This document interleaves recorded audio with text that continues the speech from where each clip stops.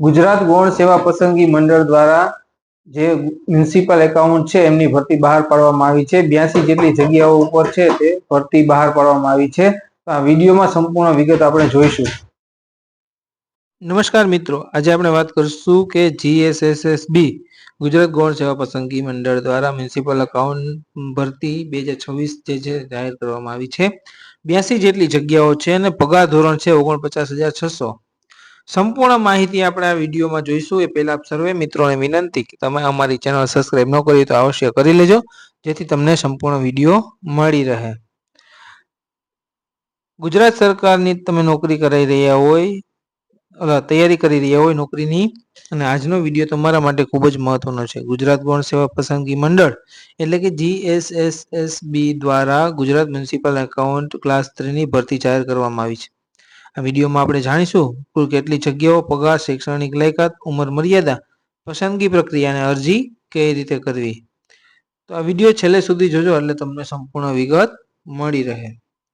ગુજરાત ગૌણ સેવા પસંદગી મંડળ એ વિવિધ રાજ્યની કચેરીઓ માટે ભરતી કરવાનું કામ કરે છે। આ ભરતી મ્યુનિસિપલ એકાઉન્ટ ક્લાસ 3 માટે છે। કુલ 82 જેટલી જગ્યાઓ ખાલી છે। એકાઉન્ટ અને ફાઇનાન્સ ક્ષેત્રમાં કારકિર્દી બનાવતા ઈચ્છતા ઉમેદવારો માટે આ એક સારો અવસર બની રહે છે। મ્યુનિસિપલ એકાઉન્ટનું કામ શું છે? મ્યુનિસિપલ એકાઉન્ટનું મુખ્ય કાર્ય નગરપાલિકા અથવા સ્થાનિક સ્વરાજ્યના સંસ્થાના હિસાબો રાખવાનું હોય છે। તેમને બજેટ તૈયાર કરવું, આવક જાવકના હિસાબ રાખવા, સરકારી નિયમ મુજબ નાણાકીય રેકોર્ડ જાળવવા, ઓડિટ સંબંધિત કામગીરી કરવાનું સહયોગ આપવો પડે છે। આ એક જવાબદારી ભર્યું પદ છે।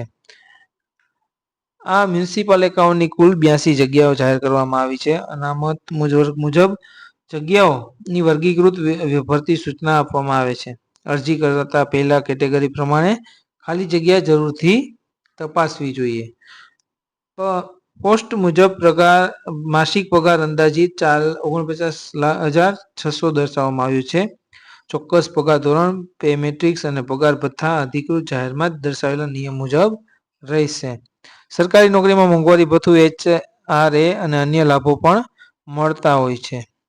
આ પદ માટે સામાન્ય રીતે કોમર્સ અથવા એકાઉન્ટ સંબંધિત લાયકાત હોવી જોઈએ, પરંતુ ચોક્કસ શૈક્ષણિક લાયકાત અધિકૃત GSSSB ની વેબસાઇટ ઉપર જાહેર કરેલી હોય એ મુજબ જ માન્ય રહેશે।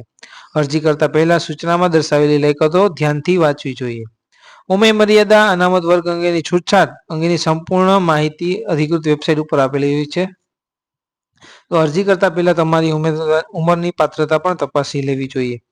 પસંદગી પ્રક્રિયા સામાન્ય રીતે GSSB માં ભરતીમાં ઉમેદવારોની પસંદગી પ્રક્રિયા સ્પર્ધાત્મક પરીક્ષાને આધારે કરવામાં આવે છે। પરીક્ષામાં સામાન્ય જ્ઞાન, ગુજરાતી, અંગ્રેજી, ગણિત અને રીઝનિંગ પદ સંબંધિત વિષયોનો સમાવેશ થઈ શકે છે। અરજી કરવા માટે ઓજાસ અથવા GSSB ની જે વેબસાઇટ હોય એના ઉપર જવાનું। મ્યુનિસિપલ એકાઉન્ટ ક્લાસ 3 ની ભરતી પસંદ કરો, ઓનલાઈન અરજી ભરો અને જરૂરી દસ્તાવેજ અપલોડ કરી અને ફી ભરવાની જો લાગુ પડતી હોય તો, અને અરજી સબમિટ કરી પ્રિન્ટ સાચવીને રાખવી। મિત્રો, કોઈ પણ ભરતી માટે અરજી કરતા પહેલા એમની અધિકૃત જે વેબસાઇટ હોય એની ઉપર જે ભરતીનું નોટિફિકેશન આપેલું હોય અને જે છે તે વાંચવું જરૂરી છે। સોશિયલ મીડિયા ઉપર ફરતી કોઈ પણ માહિતી ચકાસ્યા વગર ફોર્મ ન ભરવું અને સોશિયલ મીડિયામાં ખોટી અફવાઓથી દૂર રહેવું, વેબસાઇટ ઉપર જ વિગતો તપાસવી। આ રીતે તમે કોઈ ભૂલ કે ગેરસમજથી બચી શકશો। તો મિત્રો, તમને આ વિડીયો ઉપયોગી લાગ્યો હોય તો લાઈક કરજો, શેર કરજો અને અમારી ચેનલ સબસ્ક્રાઇબ કરજો। બેલ આઇકન દબાવવાનું ભૂલશો નહીં। દરેક નવી સરકારી યોજનાની ભરતીની માહિતી માટે સૌથી પહેલા તમને મળી રહે એ માટે તમે અમારી ચેનલ સબસ્ક્રાઇબ કરી લેજો અને બેલ આઇકન પણ દબાવી દેજો। કોઈ પણ સરકારી યોજના કે ભરતીની સંપૂર્ણ વિગત મેળવવા માટે અહીં અમારો વોટ્સઅપ નંબર આપેલો છે, એમાં તમે યોજનાનું નામ અથવા ભરતીનું નામ લખી મોકલશો એટલે અમારી પાસે જો વિડીયો હશે તો અમે તમને સંપૂર્ણ વિડીયોમાં વિગતવાર માહિતી આપીશું। તો તમે આ વિડીયો છેલ્લે સુધી સાંભળ્યો એ બદલ આપ સૌનો ખૂબ ખૂબ આભાર। ફરી મળીશું નવી ભરતી, નવી યોજનાના વિડીયો સાથે। તો જોડાયેલા રહેજો અમારી ચેનલ ધ નોલેજ ગાઈડમાં।